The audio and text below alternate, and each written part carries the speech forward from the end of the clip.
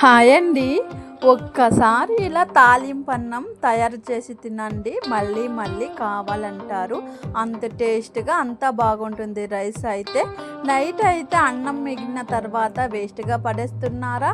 ఇలా ఒకసారి అయితే ట్రై చేసి చూడండి, చాలా టేస్ట్గా ఉంటుంది. ఇప్పుడైతే తయారు విధానం అయితే చూస్తామా. ఇప్పుడు స్టవ్ అంటించుకొని కడాయి పెట్టుకోండి.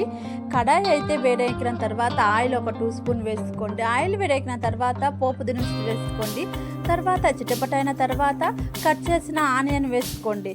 ఇదైతే ఒక 3 నిమిషాల పాటు ఫ్రై చేసుకోండి. ఆనియన్ అయితే ఒక 3 నిమిషాలు అయితే ఫ్రై చేసుకోండి.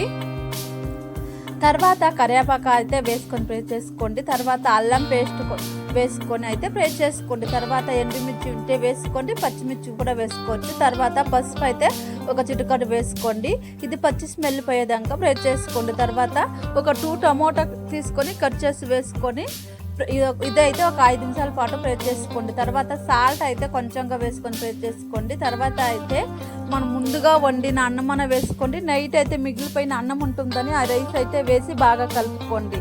ఇప్పుడు కట్ చేసిన కొత్తిమీర ఆకు ఉంటే వేసుకోండి. రుచికరమైన తాలింపు అన్నము చాలా టేస్ట్గా చాలా బాగుంటుంది. మీరు ఒకసారి ట్రై చేసి చూడండి. మీకు ఈ వీడియో నచ్చితే లైక్ చేసుకోండి, సబ్స్క్రైబ్ చేసుకోండి. చాలా టేస్ట్గా ఉంటుంది. బాయ్ ఫ్రెండ్స్, మరో వీడియోలో కలుస్తాం. Thank you for watching.